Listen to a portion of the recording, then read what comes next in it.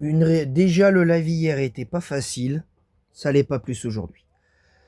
Bonjour à tous, j'espère que vous allez bien. Bienvenue dans cette nouvelle vidéo. Une nouvelle vidéo review aujourd'hui de Code Lyoko. Aujourd'hui, review des épisodes 1 et 2 de la première saison de Code Lyoko. Alors évidemment, une review assez spéciale parce que soyons honnêtes quand même 2 secondes. Les premiers épisodes, alors est-ce que c'est parce que j'ai grandi ou que j'ai 31 ans ou quoi que ce soit, mais plus je les regarde et moins j'apprécie les épisodes. Je trouve que c'est euh, assez, euh, assez faible. Je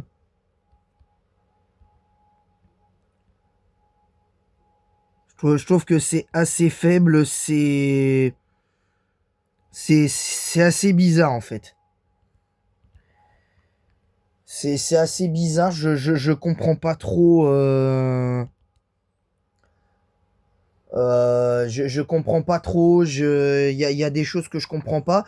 Parce que là, on va parler de l'épisode 1, Teddy Godzilla, et de l'épisode 2, Le voir pour le croire, des 2 premiers épisodes de la saison 1.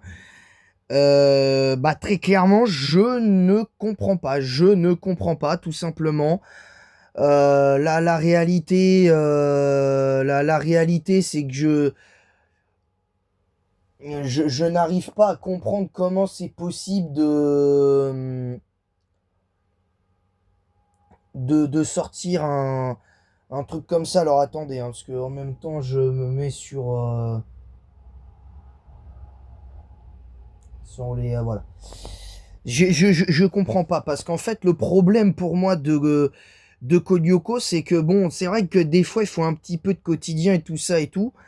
Et pas être axé que sur le combat. Et c'est un petit peu le reproche que je ferais aux 2 dernières, enfin surtout à la saison 4, c'est qu'on est plus sur du combat que sur du quotidien. Et je dis pas qu'il faut pas de quotidien ou pas de combat, mais encore faut-il que ce soit bien amené. Et en l'occurrence, la saison 1, en tout cas pendant une bonne partie, pendant quasiment toute la saison 1, jusqu'à milieu saison 2, et j'exagère pas, il se passe rien, en fait. Pendant les moments du quotidien, t'as pas de dinguerie, t'as pas de tentative de quoi que ce soit, t'as pas énormément de dinguerie. Alors peut-être que je m'exprime mal, cette vidéo n'a pas pour but d'être objectif, faut le savoir, mais c'est compliqué. Et moi, je vous le dis honnêtement, quand tu sais que l'épisode Teddy Godzilla, ils font leur quotidien, ils essayent de préparer une soirée, ce qu'ils appellent le bal de l'école, dans les collèges, les lycées, les trucs comme ça et tout.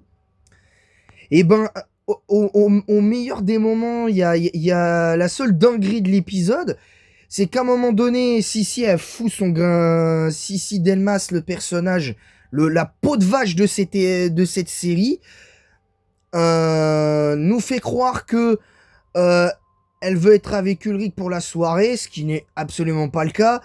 Et au final, ils sont même pas ensemble à la soirée. Donc bref, c'est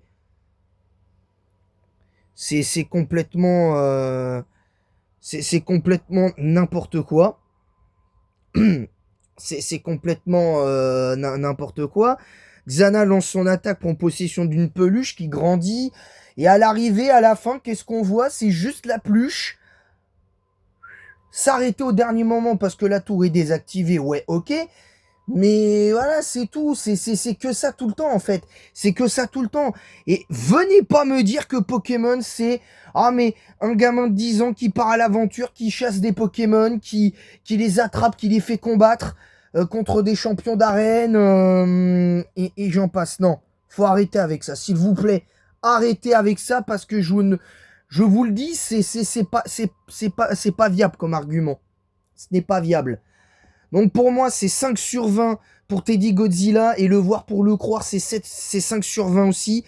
Parce que en fait, les autres épisodes, c'est pas qu'ils auront pas la moyenne, mais ils seront quand même légèrement mieux, un tout petit peu mieux que les 2 premiers épisodes quand même. Parce que là, je trouve que au final, on est sur le pire, mais le pire début de série ou dessin animé de l'histoire. Et j'exagère pas. En tout cas, peut-être pas le pire, mais l'un des pires. Parce que le voir pour le croire, il y a déjà les premières tensions, ça veut créer un groupe de rock pour faire je ne sais quoi. Nicolas, le débile de service dans l'histoire, qui a glutiné avec un mec, un mec un peu bizarre, qui est tout le temps avec des lunettes, un peu à la Jérémy, qui est tout aussi intelligent que lui, semble-t-il. Agglutiné avec Sissi Delmas dans l'histoire. Et comme il s'avère qu'il est doué à la batterie, ben Odd, lui, ne veut pas. Ulrich et Yumi, pour une fois, sont disposés à le laisser venir, quoi, parce que il n'y a pas de raison qu'ils ne viennent pas dans le truc, qu'ils soient pas pris. Et lui, il dit, vous trouvez un autre guitariste si vous le prenez, si vous l'acceptez. Seulement, le problème, c'est que quand tu n'es constitué, tu fais une audition. Dans toutes les auditions, s'il n'y a que 3 jurys, mais que sur les 3 jurys, il y en a 2 qui disent oui et un qui dit non, bah celui qui dit non, il ferme sa bouche, en fait. Donc Odd, il aurait dû fermer sa bouche. Et au final, bah après, il y a une histoire sur une espèce de truc nucléaire ou un truc comme ça, parce que c'est un peu le truc. Et au final, Xana veut faire sauter un ponton électrique pour faire attirer l'électricité statique sur un site nucléaire de la ville où habitent les Lyoko guerriers, faire tout exploser. Seulement, ils n'y parviennent pas. Enfin, elle, Xana n'y parvient pas. Et au final, ben, ils perdent. Enfin, elle perd. Même si elle est particulièrement dans cet épisode, je trouve, à 2 doigts de vraiment de gagner. Mais c'est tout, quoi. Je comprends pas. Je comprends pas. Je le dis, je ne le comprends pas. Et parce que pour moi, il y a des situations qui sont totalement ingagnables. Et même en admettant que Xana fasse ça, de toute façon, elle ne pourrait pas se permettre, elle ne se serait pas permis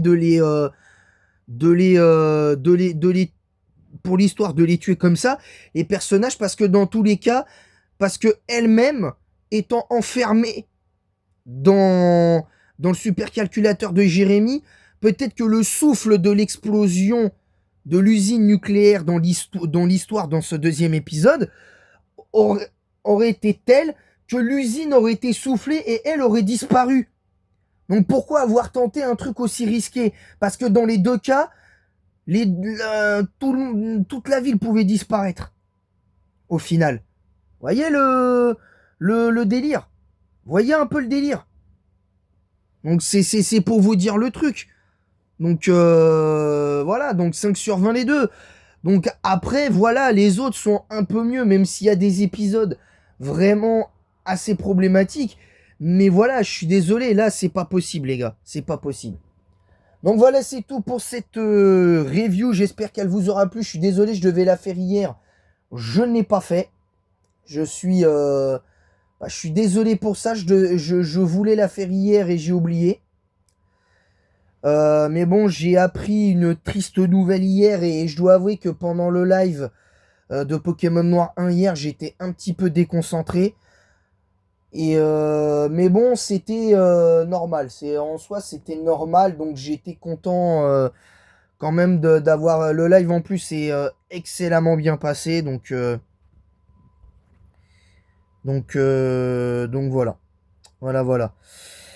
Donc j'espère que cette review vous aura plu. N'hésitez pas à vous abonner en masse si c'est pas déjà fait, à activer la cloche, à bombarder la barre de like, à partager le lien de ma chaîne YouTube sur tous vos réseaux sociaux et également à mettre un pouce bleu et un commentaire pour le référencement de cette review en disant en quoi vous êtes d'accord, pas d'accord avec ce que j'ai dit. Bien évidemment pour les fans de Code Lyoko. Voilà, sur ce, je vais vous laisser. Et moi, en attendant la prochaine, je vous dis à bientôt. Je vous retrouve demain à 18 h pour la suite de Pac-Man World Repack. Et moi, en attendant, je vous dis à bientôt.